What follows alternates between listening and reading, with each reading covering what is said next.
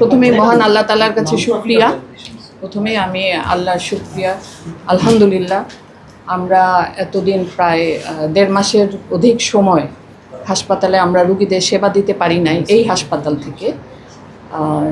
সেজন্য আমরা সবাই খুবই মর্মাহত ছিলাম। পাশাপাশি যে নবজাতকের মৃত্যুর ঘটনা ঘটেছিল তাদের জন্য আমরা অনেক শোকাহত ছিলাম।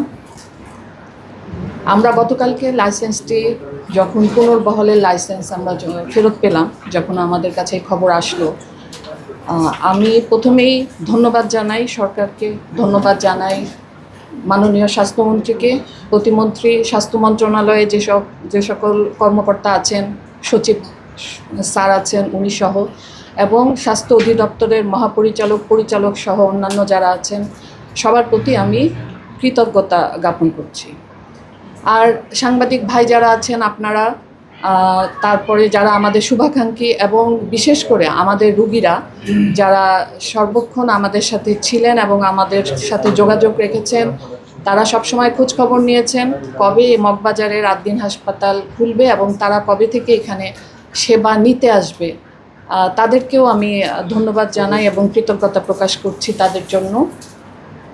আজকে সকাল থেকে আমাদের সেবা কার্যক্রম শুরু হয়েছে এবং আমরা গতকালকেই বলেছিলাম আজকে 8টা থেকে আমাদের সেবা কার্যক্রম শুরু, কিন্তু রুগীরা তার আগে থেকেই এসেছে এবং গতকাল রাতেও এসেছে। যেহেতু আমাদের ঢাকায় 3টি মেডিকেল কলেজ হসপিটাল, তো আমাদের অনেক রুগী আমাদের জুরাইন শাখায় সেবা নিয়েছে। সকাল থেকে আমাদের গর্ভবতী মারা যারা আমাদের এখানে সবসময় আসে তারা এসেছেন, অ্যান্টিনেটাল চেক আপ করেছেন, যাদের ডেলিভারির জন্য ভর্তির দরকার ছিল তারা ভর্তি হয়েছেন এবং অনেকে খবর নিচ্ছেন এনআইসিউতে। আপনারা জানেন বড় একটি নিউনেটাল আইসিইউ আছে আমাদের, সেখানে আসার জন্যই অনেকে খবর নিচ্ছেন। ডায়ালাইসিসের জন্য অনেক রোগী আমাদের সাথে যোগাযোগ করছেন, এমনকি আইসিইউ সেবা নেওয়ার জন্য অনেকে যোগাযোগ করছেন। পাশাপাশি আমাদের যে সমস্ত বিশেষজ্ঞ ডাক্তার যারা আছেন, বহির্বিভাগে আমাদের সবসময় বিশেষজ্ঞ ডাক্তার থাকেন, ওনাদের উপস্থিতি সম্পর্কেও রুগীরা খোঁজখবর নিচ্ছেন যে তারা এসেছেন কিনা এবং এই রুগীরা এসে সেবা নিতে পারবেন কিনা।